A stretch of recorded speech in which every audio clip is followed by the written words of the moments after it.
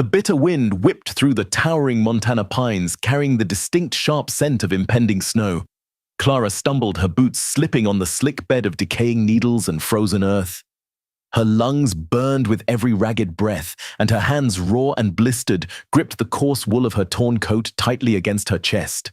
She had been walking for 2 days since the raid on her wagon train. The outlaws had scattered her people like ashes in the wind, and in the chaos she had lost sight of her younger brother Leo. That was the only thought keeping her moving through the unforgiving wilderness, finding Leo. She took another step over a fallen moss-draped log. Then the world shattered. The rusted iron jaws of a bear trap slammed shut with a brutal, deafening snap that echoed through the silent woods. Clara hit the frozen ground hard, a scream tearing from her throat as white-hot agony exploded up her right leg. The heavy iron teeth bit deep into her calf, locking her in place. She clawed frantically at the frozen dirt, gasping for air, her vision blurring at the edges. Panic, cold, and absolute flooded her veins. She knew the wilderness. Out here, a trap meant blood, and blood meant wolves. Or worse, the men who had driven her into this forest in the first place. She dragged herself up on her elbows, trembling violently, and grabbed the freezing iron of the trap. She pulled with all her remaining strength, her knuckles turning white, but the spring was unyielding. The more she fought, the deeper the teeth dug into her flesh. Defeated, she collapsed against the frosty earth, her tears freezing on her dirt-streaked cheeks. The wind howled again, a lonely mourning sound. She closed her eyes, praying for a miracle or at least a quick end. Then she heard it. The slow, steady crunch of heavy boots on the frozen ground. Clara's breath hitched. Her eyes snapped open, darting toward the dense line of shadow beneath the pines. A figure emerged from the trees. He was tall, his shoulders broad under a weathered canvas coat lined with sheepskin. A battered Stetson cast his face in deep shadow, and a Winchester rifle rested lazily against his thigh. He moved with a quiet, deliberate grace that belonged to a predator. He looked like the mountain itself, hard, unforgiving, and wild. Clara pressed her back against the damp earth, a feral desperation lighting up her eyes. Her fingers searched the dirt blindly for a rock, a heavy branch, anything. He had set this trap. He was a mountain man, a drifter, or maybe one of the outlaws. He had come to collect his grisly catch. The man stopped 10 paces away. He didn't raise the rifle. He didn't speak immediately. He just stood there, the collar of his coat turned up against the wind, his steady gaze assessing the situation. He saw the terror in her eyes, the way she shrank away from him like a cornered animal. He had seen that look before in Wild Things and Broken People, and he knew that sudden movements would only make it worse. Silas had been running these trap lines for 3 lonely winters. The frost had taken his crops down in the valley years ago, and betrayal had taken everything else.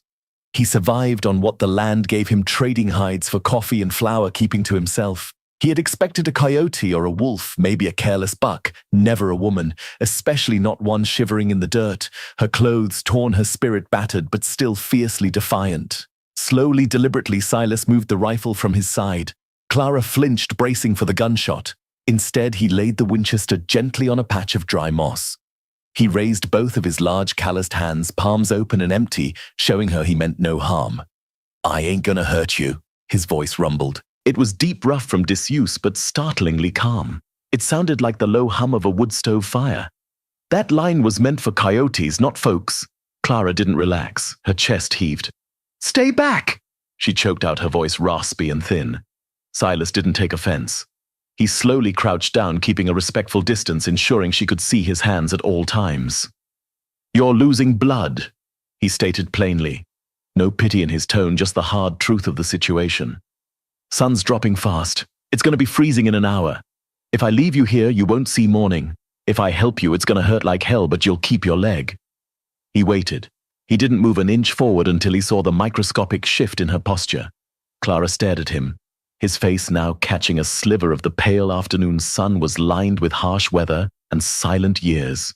His eyes were a pale, striking gray, steady, unblinking, devoid of the cruelty she had come to expect from men in this brutal land. The sheer pain radiating from her leg made the decision for her. She gave a small, jerky nod. "All right," Silas murmured.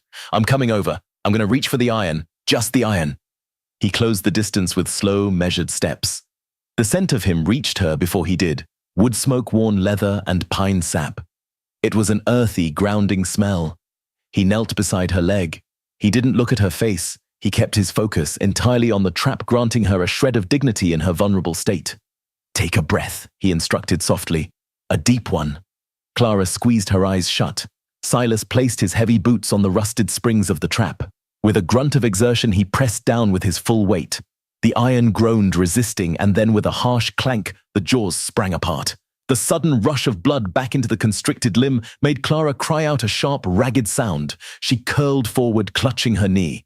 Silas didn't hesitate. He pulled a clean, folded cotton bandana from his coat pocket. He wrapped it firmly but gently around the lacerated calf, tying it tight enough to stem the bleeding. His touch was brief, clinical, devoid of any lingering familiarity. "Can you stand?" he asked, stepping back to give her space. Clara swallowed hard, her vision swimming. She tried to push herself up, but the moment she put weight on her right foot, her leg buckled. She would have hit the dirt again if Silas hadn't reached out. His strong hand gripped her elbow, steadying her. He didn't pull her close, he just provided a solid pillar of support. "Cabin's about a mile up the ridge," he said, picking up his rifle with his free hand. "It ain't a parlor, but the roof keeps the snow off and there's a fire." Clara looked at him, searching his grey eyes for a trap of a different kind. But there was only a weary honesty there. She had no other choice. If she stayed, she died. If she went with him, she at least had a chance to see Leo again. "I'm Clara," she whispered, her voice barely carrying over the wind. Silas gave a single slow nod. "Silas." They began the slow, agonizing trek up the mountain. Every step was a battle for Clara, but Silas never rushed her.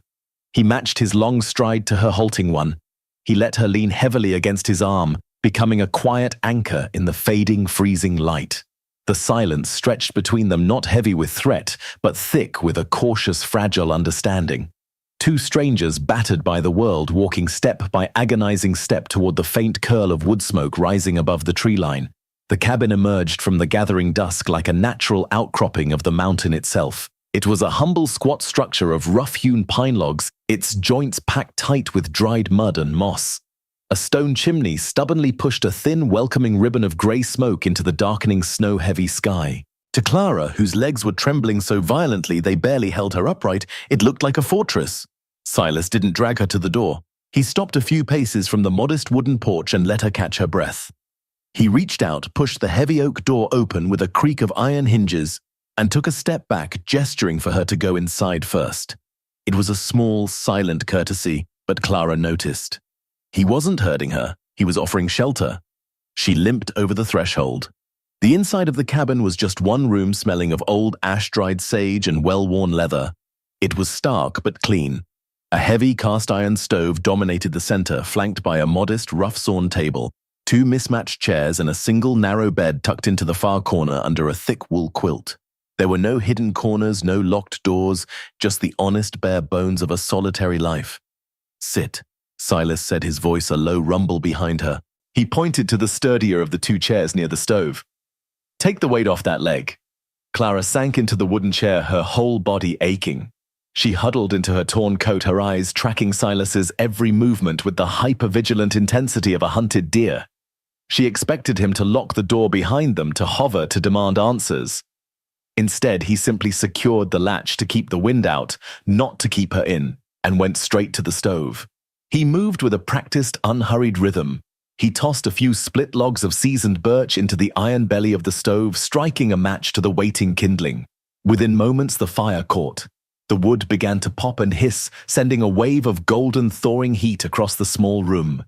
The flickering orange glow pushed back the shadows dancing across the rustic walls and softening the hard lines of Silas's weathered face. He didn't look at her. He gave her the one thing she desperately needed in that moment space. Silas filled a battered tin kettle from a bucket near the door and set it over the rising heat. Next, he pulled a wooden cigar box from a shelf. He brought it to the table, opening it to reveal an assortment of dried herbs, clean cotton strips, and a glass jar of pale, waxy salve.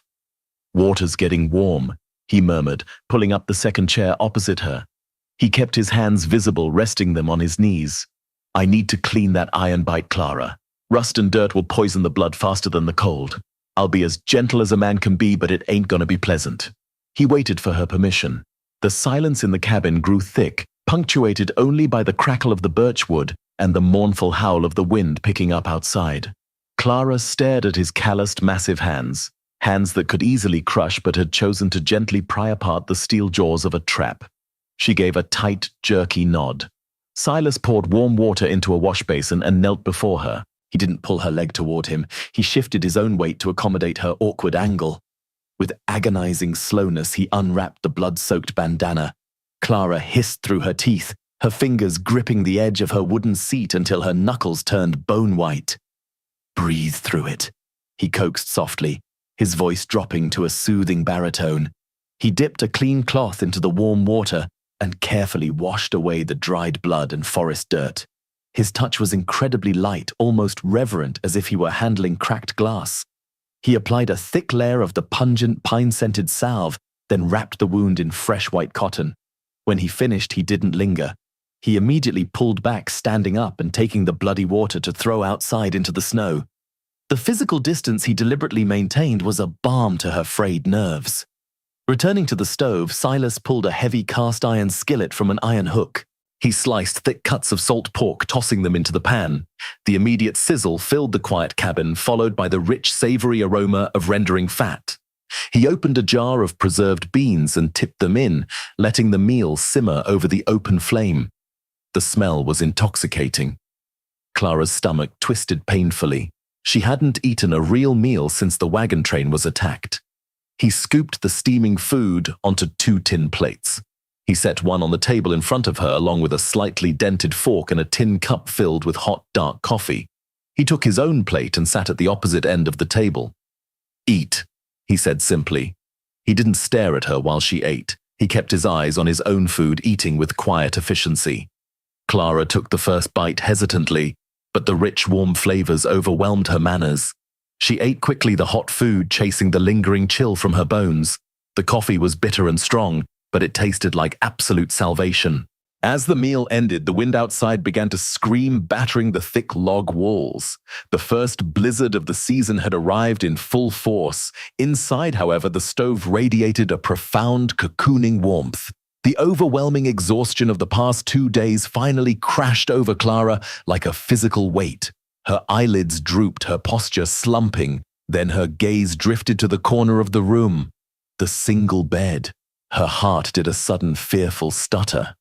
The age-old panic of a woman alone with a strange man in an isolated place flared back to life. She stiffened, her hands slowly moving toward the empty iron skillet resting on the stove, calculating if she could reach it in time. Silas, quietly finishing his coffee, caught the subtle shift in her eyes. He read the fear as clearly as a printed page. Without a single word, he stood up. He walked over to the bed, but he didn't sit on it. Instead, he stripped the heavy wool quilt and a thick bear hide from the mattress. He dragged them across the room, laying them out on the hard-packed wooden floor near the stove. He took his coat, bundling it up to serve as a makeshift pillow. He walked back to the table, picked up the lantern, and lowered the wick, until the flame was just a tiny glowing speck, casting the room into a soft amber twilight. "Bed's yours," Silas said, his voice flat, carrying no expectation of gratitude. He moved to the pallet on the floor and lay down, turning his broad back to her, facing the glowing iron of the stove. "Get some sleep, Clara. You're safe here." Clara sat frozen in the wooden chair. She watched the steady, rhythmic rise and fall of his shoulders.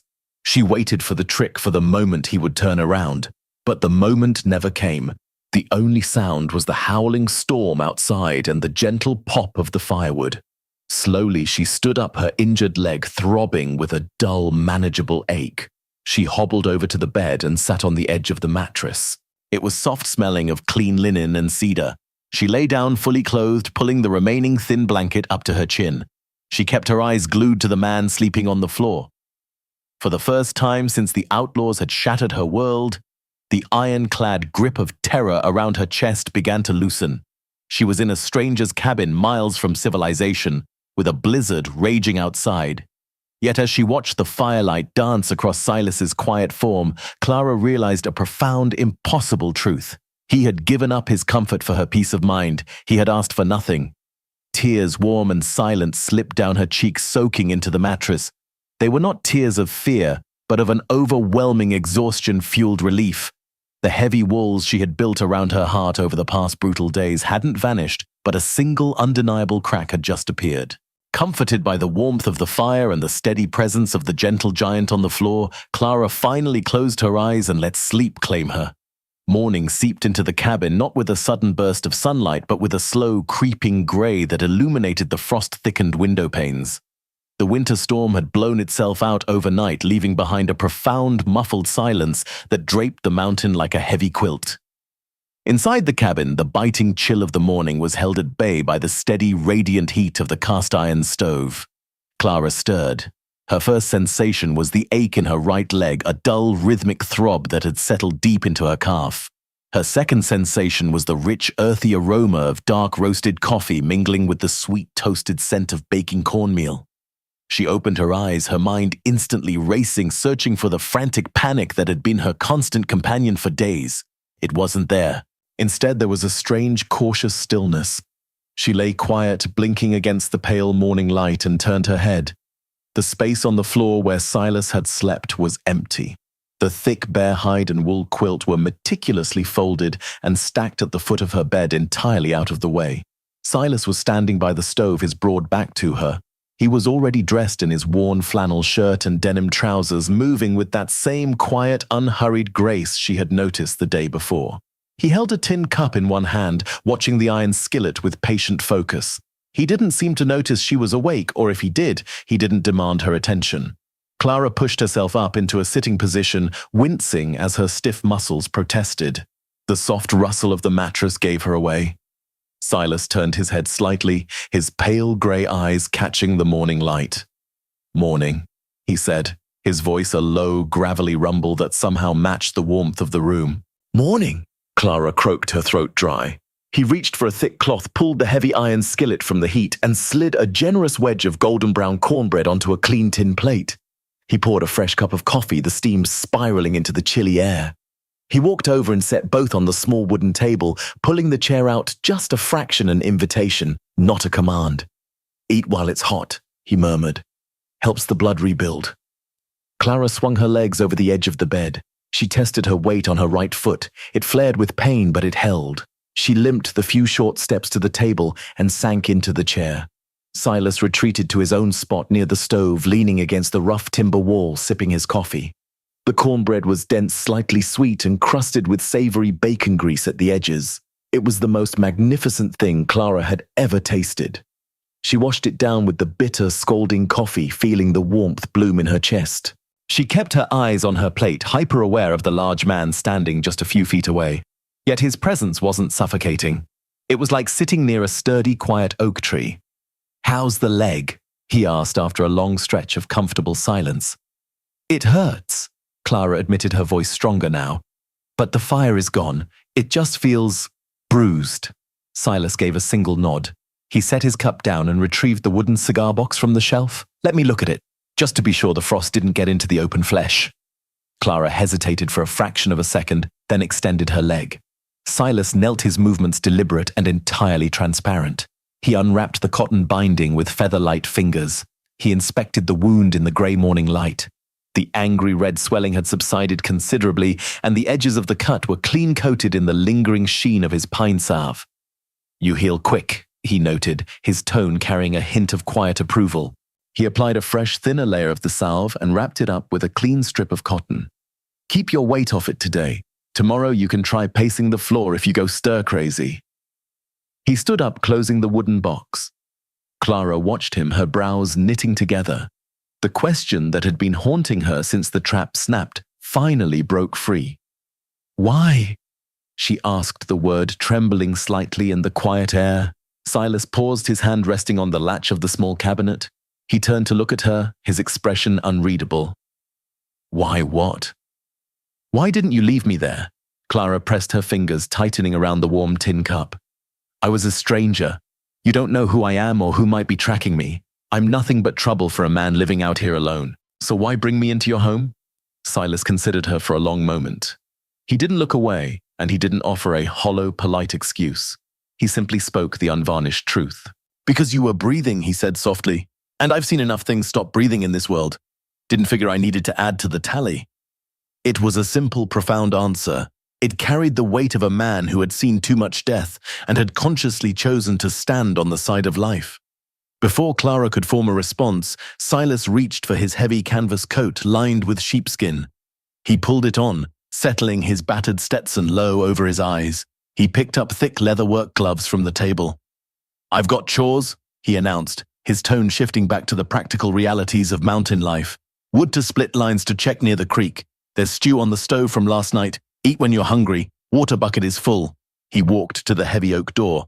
Clara tensed instinctively, waiting for the sound of a key turning a heavy wooden bar dropping into place. She waited for the final confirmation that she was, despite his kindness, a captive. Silas pulled the door open. A blast of crisp, freezing air swept into the cabin, carrying the scent of fresh snow and pine needles. He stepped out onto the porch, pulling the door shut behind him with a solid thud. Clara sat perfectly still. She listened intently. There was no click of a lock, no slide of a deadbolt. She slowly stood up, her heart hammering a confusing rhythm against her ribs. She limped across the room, her hand hovering over the iron latch. With a trembling breath, she pressed her thumb down. The latch clicked smoothly and the door opened a crack, revealing the blinding white expanse of the snow-covered yard. She wasn't locked in. She was entirely, undeniably free to leave whenever she pleased. Clara closed the door, letting the latch fall back into place. A profound sense of relief washed over her, so potent it made her knees weak. She wasn't a prisoner. She was a guest. She hobbled over to the small square window facing the yard. Through the frosted glass, she could see Silas standing near a massive chopping block. He swung a heavy splitting maul with a rhythmic, effortless power, cleaving thick rounds of pine in two with a satisfying, echoing thwack. The physical exertion sent small puffs of steam rising from his shoulders in the frigid air. He didn't look back at the cabin. He didn't stand guard. He just worked a solitary figure against the vast, unforgiving landscape. Clara watched him for a long time. The rhythmic sound of the axe, the crackle of the fire behind her, the scent of coffee and wood smoke, it all began to weave together into a tapestry of unexpected safety. For the first time since the raid, since she had watched Leo vanish into the chaos, Clara felt the frantic, panicked beating of a trapped bird in her chest begin to slow. She turned away from the window. The cabin was messy from the morning's activities. Without thinking, she found a broom made of tied willow twigs resting in the corner. Though her leg ached with every step, she began to slowly, methodically sweep the hard-packed dirt floor. It was a small, mundane task, but it grounded her. It was a silent, unasked-for contribution. It was the first small step of a broken woman, realizing that perhaps, just perhaps, she had stumbled into a place where she could finally stop running. The days bled into a quiet, steady rhythm. The harsh Montana winter raged beyond the thick timber walls, burying the mountain under heavy drifts of blinding white, but inside the cabin, a tentative domesticity began to take root. Clara's leg healed with a clean, stubborn resilience. The fierce swelling subsided, leaving behind an angry, jagged scar that ached when the cold seeped through the floorboards, but it no longer kept her bedridden. As her strength returned, so did her need to be useful. She could not abide feeling like a burden, not to a man who asked for nothing in return for his shelter. She started small. While Silas was out checking his lines or chopping the endless supply of firewood required to survive the freeze, Clara took over the hearth. She stretched his meager rations of flour beans and salt pork into hearty stews and thick, heavy loaves of pan bread. She mended the torn lining of his heavy canvas coat with careful tiny stitches using a needle and coarse thread she found in a tin box on his shelf. Silas never made a grand show of noticing her efforts, but the appreciation was there in the quiet ways that mattered. He ate 2 helpings of her stew without a word, scraping the tin plate clean. When he put on his coat and found the ripped sleeve whole again, he paused his thumb brushing over the neat stitches before looking at her with a soft, lingering nod. They were building a language of actions, speaking volumes in a space where words were still carefully measured. It was on the 7th night, as the wind howled a lonely tune down the stone chimney, that the fragile silence between them finally broke open. The cabin was wrapped in the warm amber glow of the lantern. Silas sat near the stove, an oiled rag in one hand and his disassembled Winchester rifle in the other, methodically cleaning the metal. Clara sat at the table, a pile of dried pinto beans spread before her, sorting out the small stones and withered pieces. The rhythmic metallic click of the rifle parts and the soft clatter of the beans created a soothing domestic soundtrack against the backdrop of the storm. Clara stopped sorting. Her hands rested on the rough wood of the table, She stared into the flickering shadows cast by the lantern, but she wasn't seeing the cabin walls. She was seeing dust fire and the terrified face of a young boy. "His name is Leo," she said. Her voice was barely above a whisper, but in the quiet room it sounded as loud as a gunshot. Silas froze. He didn't look up immediately, instinctively knowing that if he pushed, she would retreat. He slowly set the heavy barrel of the rifle across his knees and waited. "My brother," Clara continued, her voice trembling, though she fought hard to keep it steady. "He just turned 12 this past summer. He has this awful habit of talking entirely too fast when he's excited, and he's missing his front left tooth from a fall off a wagon." She swallowed hard, her throat tightening with the familiar suffocating grip of grief. "We were heading west. Just the two of us left after the fever took our folks in Missouri. We joined a wagon train, figured there was safety in numbers." A bitter, hollow laugh escaped her lips. "There wasn't. The riders came at dawn. They didn't even want the wagons, just the horses and whatever coin they could rip from our hands. They burned everything else." Silas raised his head, his pale gray eyes fixing on her with a deep, unwavering intensity. He didn't offer empty platitudes. He didn't tell her it would be all right. He just anchored her with his presence. "In the smoke," Clara whispered, a single tear breaking free and tracing a hot path down her cheek. "I lost his hand. I told him to run toward the riverbed and hide in the tall grass. I tried to follow, but a horse knocked me down. By the time I got up, the smoke was too thick. I searched for 2 days. I walked until my boots wore thin and my feet bled, but I couldn't find him. And then I found your trap." She buried her face in her hands, her shoulders shaking silently. The guilt of surviving, of being warm and safe while her little brother was lost in the brutal wild, was a physical weight crushing her chest.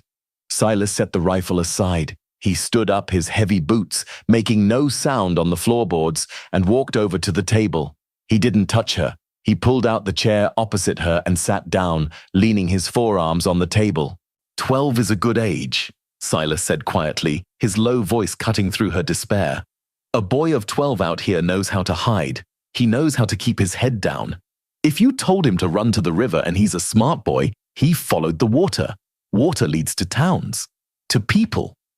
Clara lowered her hands, looking at him with red-rimmed eyes, desperate for the hope he was offering.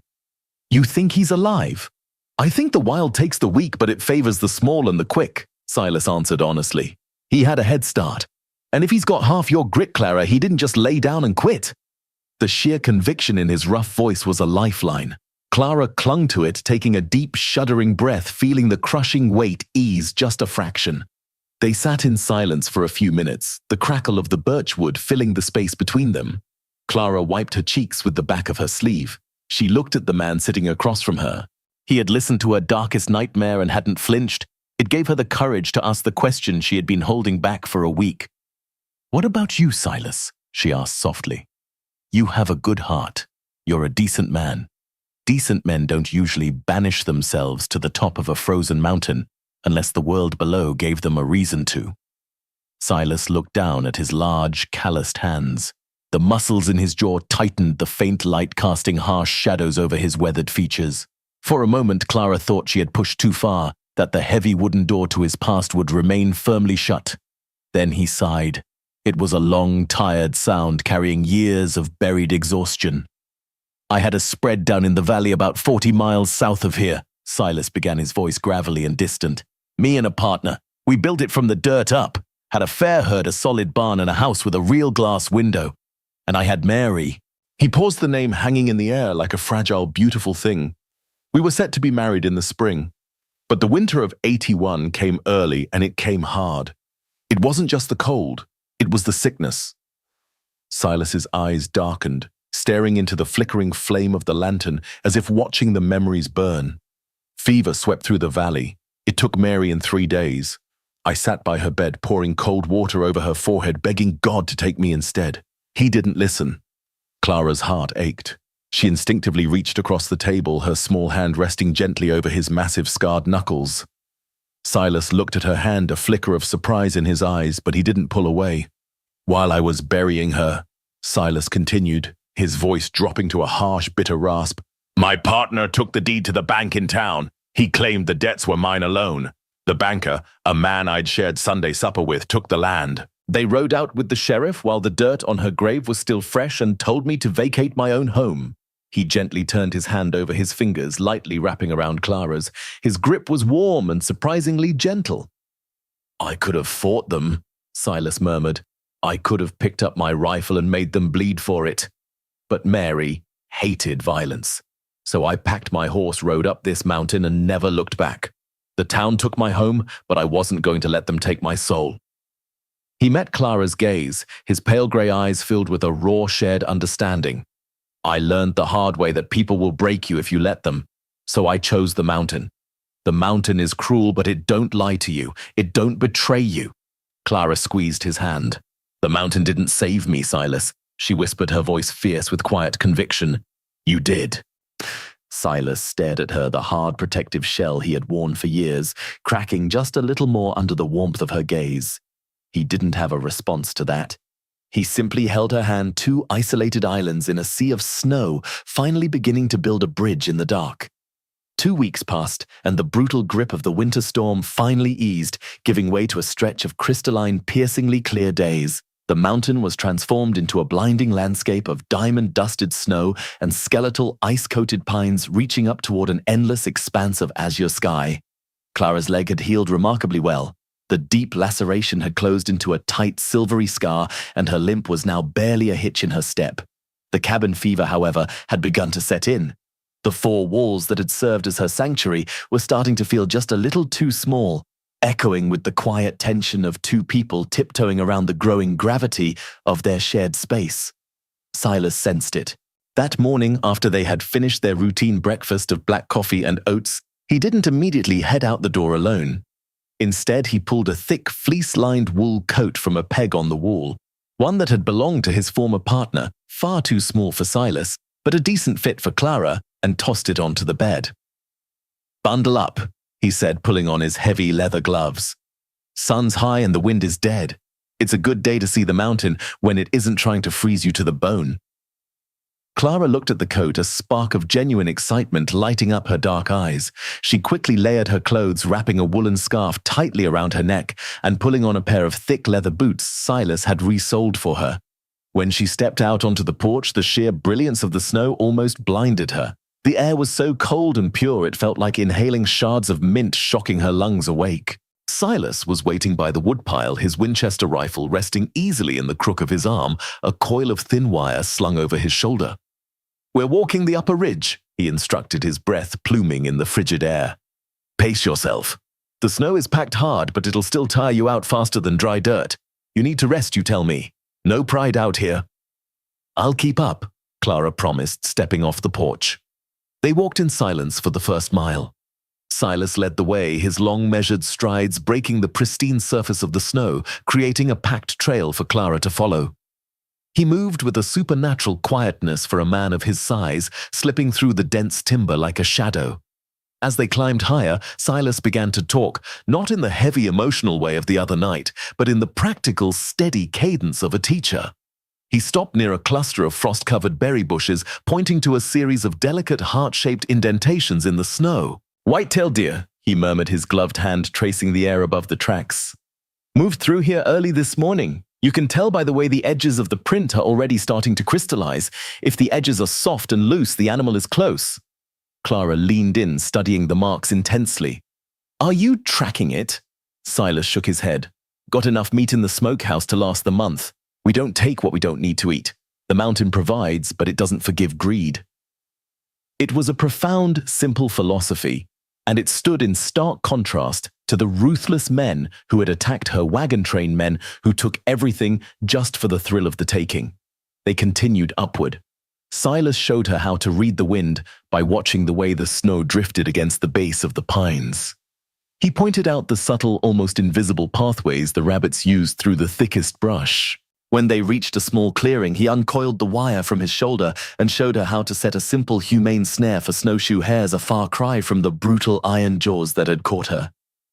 You loop it here about a hand's width off the ground, he explained, guiding her hands with his own, his chest hovering just inches from her shoulder. The solid warmth of him was a stark contrast to the freezing air. Tie it to a sapling with some spring in it. It catches them quick by the neck. No suffering, no waiting. He stepped back, letting her finish the knot. A woman alone out here needs to know how to feed herself, he added quietly. Knowledge is the only real weapon you've got. He was giving her back her agency. When the outlaws had descended upon her camp, Clara had been utterly powerless, a victim of circumstance and cruelty. Now, piece by piece, this quiet, scarred man was handing her the tools to survive, ensuring she would never be completely helpless again. By midday, they reached the summit of the granite ridge. Silas stopped leaning against a massive snow-capped boulder and gestured outward with a sweep of his hand. Clara stepped up beside him, and her breath caught in her throat. The world opened up beneath them in a staggering display of raw, untouched majesty. The valley floor was a sweeping ocean of white, cut down the center by the dark, winding ribbon of a half-frozen river. In the far distance, nestled against the foothills, thin tendrils of gray smoke rose from the chimneys of a small settlement. "That's the Bitterroot River," Silas said, his voice low, carrying over the vast emptiness. "If you follow it south, keeping the water on your left, it'll take you straight into town. From there, you can catch a stagecoach heading west or wire the authorities about your brother." Clara stared at the distant smoke. It was civilization. It was safety. It was the way out. "The snow will start melting in late March, making the pass clear enough for a horse." Silas continued, not looking at her, his eyes fixed on the distant horizon. "I've got an old mare in the lean-to. She ain't fast, but she's sturdy. I've got enough coins saved up in a jar under the floorboards to buy you passage to wherever you need to go.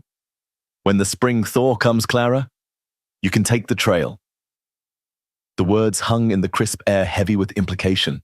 He was opening the door. He was explicitly telling her that she was not a prisoner of his kindness or his loneliness. Clara looked away from the valley and turned to look at Silas.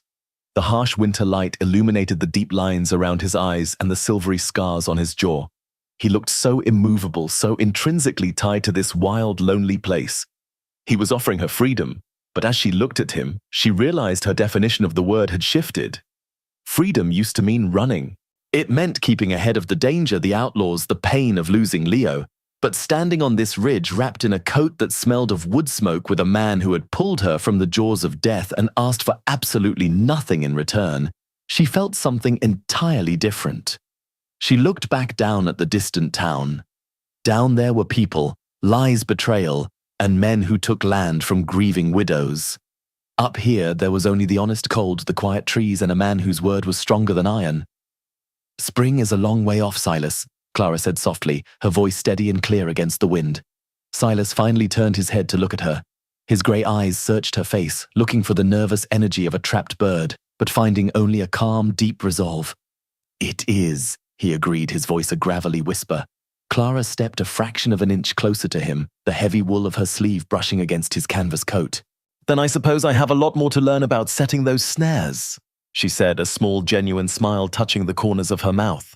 Silas stared at her for a long, quiet moment. The hard, protective set of his shoulders relaxed, just a fraction. He gave a slow, affirming nod. "Suppose you do," he murmured. They stood together on the ridge for a while longer, watching the sun begin its slow descent. Clara didn't feel the urge to run anymore. Looking out over the vast, unforgiving wilderness, she finally realized that the safest place in the entire world was right here, standing beside the quiet cowboy on the mountain. The peace of the mountain was a fragile, beautiful illusion.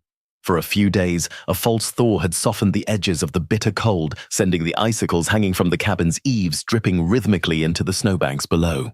Clara had taken advantage of the milder afternoon to wash a few garments, boiling water on the iron stove and mixing it with a small nub of harsh lye soap. She was humming a quiet, forgotten hymnal under her breath, her hands deep in the warm water, when the heavy, unmistakable sound of crushing snow broke the mountain's silence. It wasn't the rhythmic, solitary thud of Silas's axe. It was the disjointed, heavy crunch of horses, multiple horses. Clara froze. The water dripped from her soapy fingers, hissing as it hit the hot iron of the stove. The hymn died in her throat, instantly replaced by the metallic taste of sheer terror. Her mind violently wrenched her back to the wagon train, the thunder of hooves, the shouts, the blinding smoke, the desperate search for Leo. She wiped her wet hands frantically on her apron and crept toward the small frosted window. 2 men were riding into the clearing. They were hard-looking men, their faces obscured by the upturned collars of filthy, grease-stained dusters. They rode with a loose, predatory slouch, their eyes darting around the property, taking an inventory of the chopped wood, the smokehouse, and the sturdy cabin. They looked exactly like the outlaws who had ruined her life. Silas was down by the lean-to pitching fresh hay for his old mare. He stepped out into the open, moving with an unhurried, deliberate calmness that made the hair on Clara's arms stand up. He didn't run toward the cabin. He didn't shout. He just walked out to place himself squarely between the riders and his front door, the Winchester rifle held loosely but securely in his right hand. Inside the cabin, Clara's breath came in short, jagged gasps. She backed away from the window, her eyes darting around the room for a weapon. She grabbed the heavy iron fire poker from the hearth, gripping it so tightly, her hands shook. She backed into the darkest corner of the room near the bed, pressing her spine against the log wall. "They're going to take it all again!" a panicked voice screamed in her head. "They'll kill him, and they'll find me." Out in the snow, the two riders pulled back on their reins, bringing their exhausted, lathered horses to a halt just a few yards from where Silas stood. "Afternoon!" the larger of the two men called out. His voice was a raspy, grating sound like two stones grinding together. He spat a stream of dark tobacco juice into the pristine snow. "Mighty cold stretch of rock you got up here, old man. We've been riding since dawn, looking for a fire, maybe a hot meal." Silas didn't shift his stance. He stood tall, his broad shoulders squared, looking like a statue carved from the mountain's granite. "Town's 40 miles south," he said, his voice carrying the deep, resonant rumble of an impending storm. "Follow the river. You'll make it by tomorrow night." The second rider, a younger, wire-thin man with nervous, rat-like eyes, let out a short, humorless laugh. "Didn't ask for directions, mister. Asked for a fire." He nudged his horse a few steps closer. His hand casually drifted down to rest near the heavy Colt revolver holstered at his hip. "We ain't picky. We can share." "Cabin's full," Silas replied flatly. The larger man narrowed his eyes, peering past Silas toward the porch. He noticed the wooden wash basin Clara had left by the door and the small feminine tracks her boots had made in the snow leading to the creek. A slow, ugly smile spread across his face, revealing rotted teeth. "Full, huh?" the man sneered. "I see a woman's tracks. Didn't figure a lone wolf like you for keeping company. Tell you what, we'll just come in, warm our bones, and let the lady of the house fix us up a plate. We've been a long time without civilized company." Inside the cabin, Clara squeezed her eyes shut. A cold sweat broke out across her forehead. She knew how this worked. On the frontier, a man outnumbered 2-1 would often step aside to save his own skin. He would let them take the food, the valuables, and whatever else they wanted just to live to see another sunrise. She braced herself for the sound of Silas stepping off the porch. But Silas didn't move. Instead, the metallic, deafening clack-clack of the Winchester's lever being racked echoed like a thunderclap across the clearing. Clara's eyes snapped open. Silas had raised the rifle, the dark barrel pointing dead center at the chest of the larger rider. His face was a mask of absolute terrifying stillness. The pale gray of his eyes had turned into chips of glacial ice. "You take one more step toward my porch," Silas said, his voice dropping an octave, carrying a deadly quiet promise, "and I'll leave you both in the snow for the wolves to clean up. Turn your horses around, now." The silence that followed was heavy thick with the scent of pine and sudden imminent death. The two drifters froze. The younger man's hand hovered over his pistol, his eyes wide calculating the odds. Silas was in the open, but he had the rifle raised, and he had the look of a man who had killed before and wouldn't lose a wink of sleep doing it again. He wasn't bluffing. He was merely stating a fact. The larger man stared down the barrel of the Winchester. He swallowed hard, his arrogant smile vanishing. He slowly raised his hands, pulling back on the reins. "No need to get jumpy, mister," he muttered, the bravado completely stripped from his voice. "We're going. Just looking for a little Western hospitality, that's all." "You found it," Silas said coldly. "Keep riding." The men turned their horses, spurring them a little too hard in their haste to get away. Silas didn't lower the rifle until the sound of their hooves faded completely into the distant timber, swallowed once more by the vastness of the mountain. Inside the cabin, Clara let out a long, shuddering breath. Her legs gave out and she slid down the wall, hitting the floor with a soft thud. The iron poker slipped from her grasp, clattering loudly against the floorboards. A moment later, the heavy oak door opened. Silas stepped inside, bringing a rush of cold air with him. He uncocked the rifle, setting it gently by the door, and took off his Stetson. He didn't look triumphant or angry. He just looked tired. He saw Clara sitting on the floor in the corner, pale and shaking. He didn't ask if she was all right. He knew she wasn't. He walked over to the stove, picked up the kettle, and poured 2 cups of hot water, dropping a pinch of precious tea leaves into each. He walked over to where she sat, lowering his massive frame to the floor, sitting cross-legged a few feet away from her. He slid one of the warm tin cups across the wood until it touched her knee. "Drink," he murmured. "Brings the color back." Clara picked up the cup with trembling hands, the heat seeping into her frozen palms. She looked at the man sitting on the floor beside her. He had stared down 2 armed men. He had put his own life on the line, risking everything he had built on this mountain without a single moment of hesitation. He hadn't hidden her away. He had claimed the cabin as his, and by extension, he had claimed her as someone under his protection. "You could have let them in," Clara whispered, her voice thick with unshed tears. "You could have let them take the food to save yourself. They might have killed you, Silas." Silas stared into his cup, the steam rising to obscure his scarred face. "My father told me once," he said slowly, "that a man's home is only his home if he's willing to die at the front door to keep the evil out. If you let them cross the threshold, you ain't a man anymore. You're just a tenant to your own fear." He raised his eyes, meeting her tear-filled gaze. There was a profound, unshakable warmth in those gray depths. "They ain't coming back, Clara. You're safe here. I gave you my word on that the day I pulled you from the snow." Clara took a sip of the tea, the warm liquid washing away the icy grip of panic. She looked around the small, rough-hewn cabin. She looked at the crackling fire, the mended coat on the wall, and the quiet, immovable man sitting beside her. She wasn't just a survivor anymore, and she wasn't just a guest. As the mountain wind began to howl outside, reinforcing the barrier between them and the cruel world below, Clara finally realized a truth that settled deep into her bones. She was home. By late November, the mountain surrendered entirely to the deep freeze. The creek, which had been a rushing ribbon of icy water, finally froze solid, turning into a winding path of white ice. The false thaws were gone, replaced by a relentless, biting cold that turned the air brittle enough to snap. Survival became a synchronized dance. Clara and Silas moved around each other with an unspoken, practiced ease. While Silas took his heavy axe to the frozen creek to break open a watering hole, Clara stacked the split birch high against the inner wall, ensuring they wouldn't have to brave a blizzard just to keep the stove burning. They were no longer 2 strangers warily circling one another.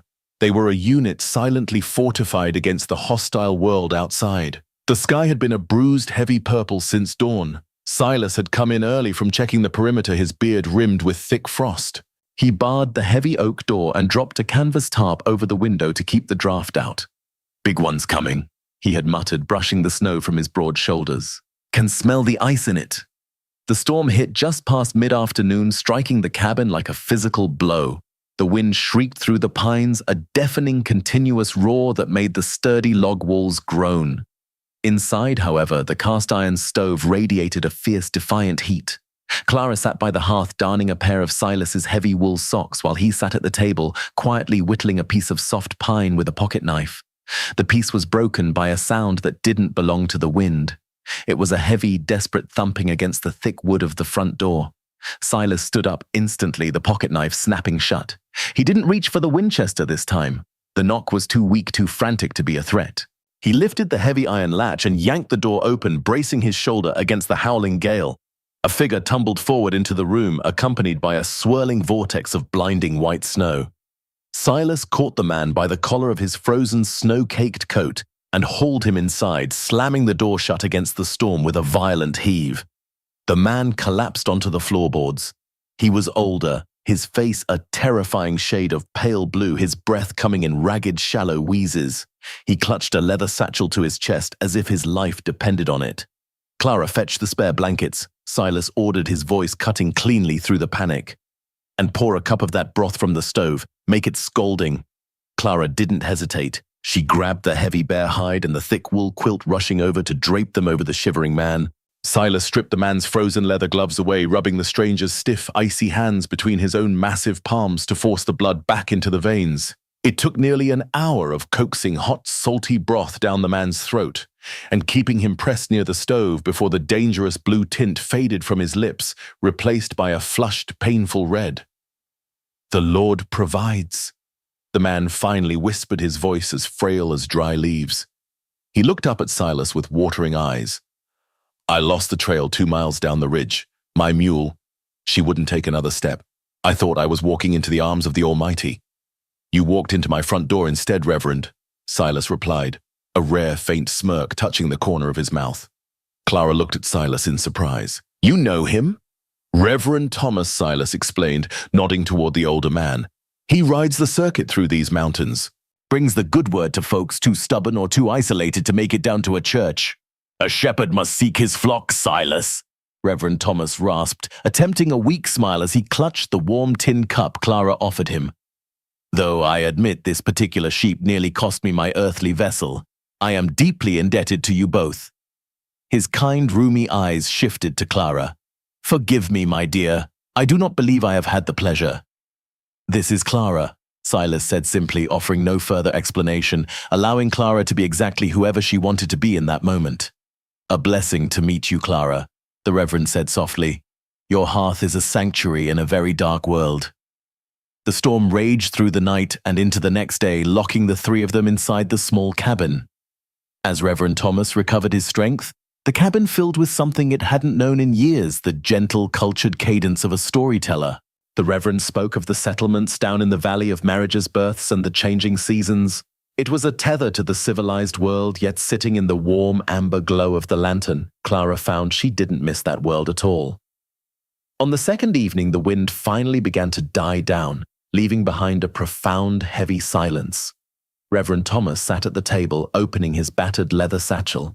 He pulled out a thick, leather-bound ledger, its pages yellowed and filled with cramped, meticulous handwriting. I keep the records for the territory, the Reverend explained to Clara, seeing her curious glance. Names, dates, the tying of knots, and the passing of souls. In the eyes of the law down in Helena, this book is as good as a courthouse. If there are no towns, the town is right here. He looked across the table at Silas. I don't suppose there is any business for the ledger on this mountain, Silas, a birth to record a passing. Silas stared into the fire for a long, quiet moment. The crackle of the birch logs was the only sound in the room. Then he stood up. He walked over to the small shelf near his bed and reached behind a stack of folded blankets, pulling out something small. He walked back to the table, but he didn't look at the Reverend. He looked at Clara. He sat down across from her. He opened his large, calloused hand. Resting in the center of his palm was a ring. It wasn't gold or silver. It was a horseshoe nail meticulously heated, hammered and bent into a perfectly smooth, shining circle. Clara recognized it. She had seen him working on it near the fire on those quiet, freezing nights, assuming he was merely fixing a piece of tack. I told you once that the mountain doesn't lie, Silas said, his voice a low, steady rumble that seemed to vibrate right through Clara's chest. It doesn't make promises it can't keep. I ain't a man of many words, Clara, but I'm a man who means the ones I say. He pushed the ring gently across the rough grain of the wooden table. You told me you were looking for a home. Silas continued, his gray eyes locking onto hers, stripping away every defense, every wall he had ever built. I built this cabin to hide from the world. But since you stepped through that door, I stopped hiding. I don't want you to stay because you're scared of the trail. I don't want you to stay because it's winter. He took a slow breath. I want you to stay because this is where you belong. Because I'd be a hollow man without you here to share the fire. Clara stared at the simple iron ring, her vision blurred with sudden hot tears. She had been stripped of everything, her family, her wagon, her past. She had been hunted and broken. And yet here was a man offering her a future not out of pity, but out of a quiet, profound respect. He wasn't demanding ownership, he was offering a partnership in the truest sense of the word. She looked at Reverend Thomas, who was watching them with a gentle, knowing smile, his pen resting above a blank page in the ledger. Then Clara looked back at Silas, the scarred, quiet cowboy who had pulled her from a steel trap and given her back her soul. She didn't hesitate. She didn't need time to think. She reached out and picked up the ring. It was still warm from his palm. She slid it onto her left ring finger. It fit perfectly. I'm not running anymore, Silas. Clara whispered, her voice thick with emotion but completely steady. She reached across the table, lacing her fingers through his. Write it down, Reverend. Reverend Thomas dipped his pen into the inkwell. The scratching of the nib against the parchment filled the quiet cabin. There were no vows exchanged, no grand ceremonies or beautiful dresses. There was only the howling wind outside the warmth of the cast-iron stove and two broken people choosing to heal each other. When the ink dried, Silas Maddox and Clara Maddox sat together in the dim lantern light. The storm outside could rage all it wanted. Inside, the foundation of a true family had finally been poured stronger than the mountain rock beneath them. The relentless grip of winter eventually loosened, as all winters must. By late March, the heavy, blinding snowdrifts began to recede, revealing the dark, damp earth beneath. The frozen creek cracked and groaned, the ice fracturing to let the rushing, muddy water flow freely once more. The air, while still carrying a sharp chill, smelled of wet pine, thawing soil, and the faint, sweet promise of spring. Inside the cabin, the change in the season mirrored the profound shift in its inhabitants. It was no longer just a shelter from the storm. It was a true home breathing with shared life. Clara stood by the open door, a woven shawl wrapped securely around her shoulders, holding a steaming cup of coffee. She watched the morning mist cling to the tops of the towering evergreens. The iron ring on her left hand caught the pale morning light. It wasn't flashy or made of gold, but to Clara, it was the most precious thing she had ever owned. It was a circle of unbreakable strength forged by the man who had given her a reason to stop running. Silas was down by the lean-to. He wasn't chopping wood today. Instead, he was meticulously inspecting his worn leather saddles, oiling the bridles, and packing canvas saddlebags with dried meat hardtack and medical supplies. His movements were purposeful, carrying the focused weight of a man preparing for a long journey. Clara walked down the wooden steps, her boots sinking slightly into the soft, thawing mud. The jagged scar on her leg was a permanent reminder of the terror that had brought her here, but it no longer carried the phantom ache of fear. It was simply a mark of survival. She stopped beside the wooden fence, watching Silas run a brush over the flanks of the sturdy old mare. He paused, feeling her presence, and turned. The hard, icy grey of his eyes that she had seen on her first day was long gone, replaced by a deep, enduring warmth that was entirely reserved for her. "Pass is clearing faster than I thought," Silas said, his low voice mingling with the sound of the rushing creek. "The snowmelt is heavy, but the main trail down to the valley should be passable by horseback in 2 days." He set the brush down and walked over to her. He didn't pull her into a frantic embrace. Their love wasn't built on desperate, fleeting passion. It was built on a quiet, unshakable foundation of mutual rescue. He reached out his rough thumb, gently tracing the line of her jaw. "You said we'd go when the snow melts," Clara whispered, looking up at him, her heart swelling with an emotion so large it threatened to steal her breath. "I did," Silas affirmed, his gaze steady. "And we are. We've got provisions for 3 weeks. We'll ride down to the Bitterroot, follow it south to the settlement. If Leo is there, we'll find him. If he's not, we'll track the wagon routes west. We'll ask every sheriff, every preacher, and every drifter until we have an answer." Clara leaned into his touch, closing her eyes. "Silas, you don't have to leave the mountain for me. I know what this place means to you. I know why you chose to stay hidden up here." Silas stepped closer, wrapping his large arms around her, pulling her against the solid, comforting warmth of his chest. He rested his chin on the top of her head, breathing in the scent of her hair. "This mountain saved my life when I had nothing left to lose," Silas rumbled softly. "But you, Clara, you gave me a reason to actually live it again. This cabin is just wood and stone.